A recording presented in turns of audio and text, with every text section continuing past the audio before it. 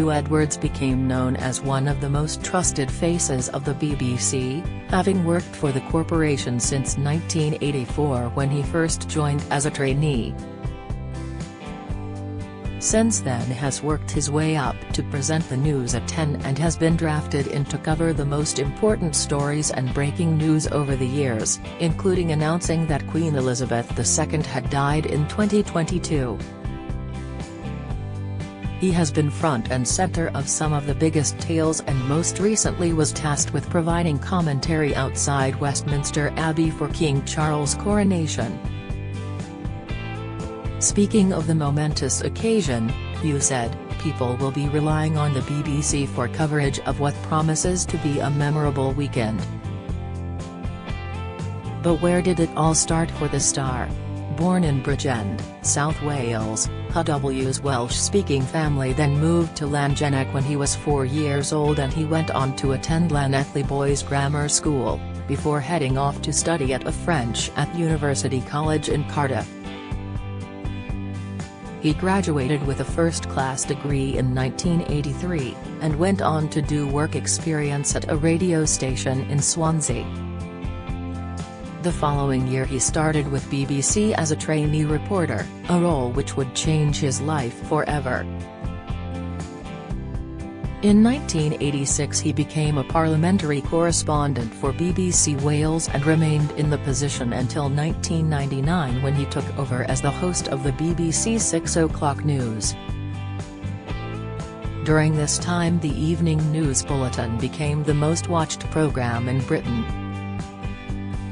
After his success with this news programme, Huw stepped up to present the news at 10, a coveted position. The job made the 61-year-old father of 5 a household name and he garnered a legion of fans just for his signature hand-on-desk pose at the start of each broadcast, which spawned its own Twitter account. Alongside this, Huw has also become the face of the BBC's coverage of the Festival of Remembrance, Trooping the Colour and the state opening of Parliament. In 2019 he also took over from David Dimbleby as the main host of the election coverage, when the Conservatives won a landslide majority over Labour and Boris Johnson became the UK's Prime Minister. He also led the BBC commentary team at the opening and closing ceremonies of the 2008 Beijing Olympics, London 2012 Olympics, 2014 Commonwealth Games and contributed to other BBC shows such as Breakfast News, 1 O'Clock News, Newsnight, and Panorama. In recent years has been front and centre in all the BBC's royal family coverage, reporting on everything from Prince William and Catherine Middleton's wedding, Prince Harry and Meghan Markle's wedding, as well as Queen Elizabeth II's Diamond Jubilee and Platinum Jubilee. The BBC's coverage of William and Kate's wedding was watched by 20 million viewers at its peak and won a BAFTA award for Best Coverage of a Live Event. Huw also led the coverage of Prince Philip's death in April 2021 and broke the tragic news of Queen Elizabeth II's death on September 8, 2022. Following the announcement, he responded to praise of his work on Instagram by saying, "My work is a privilege, thank you for all your messages."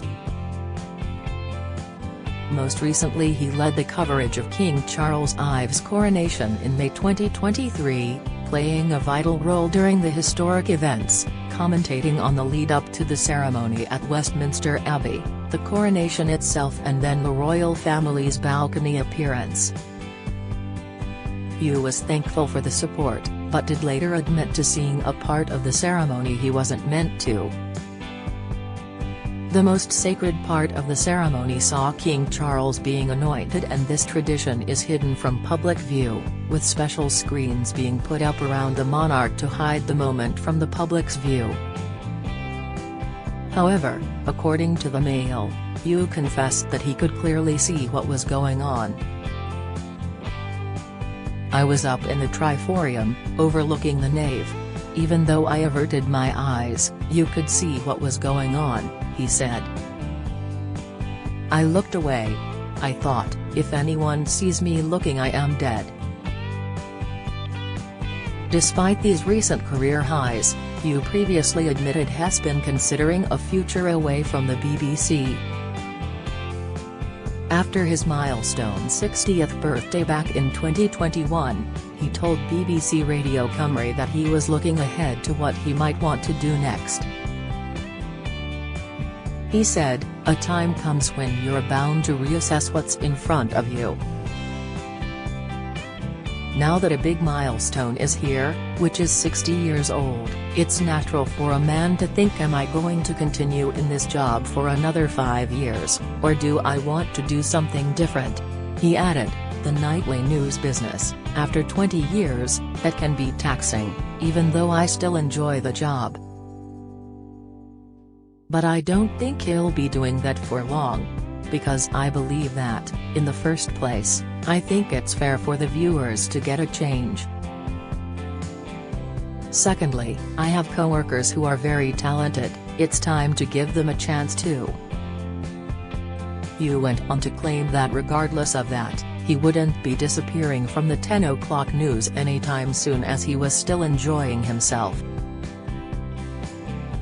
However, he was recently suspended from the BBC amid allegations that a presenter paid a teenager more than £35,000 for sexually explicit images. In a heartfelt statement, Vicky Flint, the wife of BBC newsreader Huw Edwards, confirmed that he was the man at the centre of the allegations. "In light of the recent reporting regarding the BBC presenter, I am making this statement on behalf of my husband Huw Edwards, after what have been 5 extremely difficult days for our family. I am doing this primarily out of concern for his mental well-being and to protect our children. Huw is suffering from serious mental health issues. As is well documented, he has been treated for severe depression in recent years. The events of the last few days have greatly worsened matters. He has suffered another serious episode and is now receiving inpatient hospital care where he'll stay for the foreseeable future.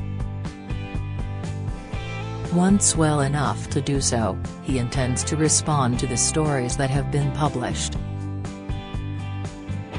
To be clear, Huw was first told that there were allegations being made against him last Thursday. "In the circumstances and given Huw's condition, I would like to ask that the privacy of my family and everyone else caught up in these upsetting events is respected. I know that Huw is deeply sorry that so many colleagues have been impacted by the recent media speculation. We hope this statement will bring that to an end," a BBC spokesperson said. "We have seen the statement from the police confirming they have completed their assessment and are not taking further action. We're grateful to them for completing this work at speed. The police had previously asked us to pause our fact-finding investigations, and we will now move forward with that work, ensuring due process and a thorough assessment of the facts, whilst continuing to be mindful of our duty of care to all involved." Separately, a police statement tonight reads, "Detectives from the Met's Specialist Crime Command have now concluded their assessment and have determined there is no information to indicate that a criminal offence has been committed. In reaching this decision, they have spoken to a number of parties including the BBC and the alleged complainant and the alleged complainant's family, both via another police force. There is no further police action. As such, the Met has advised the BBC it can continue with its internal investigation. We are aware of media reporting of further allegations against the same individual.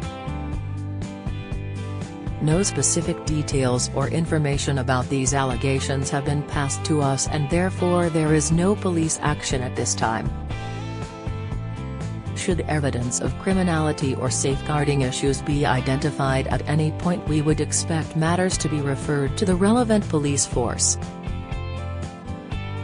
A mother claimed to The Sun that the presenter started interacting with her child when they were just 17 in 2020 and the money they were reportedly paid funded the child's drug addiction.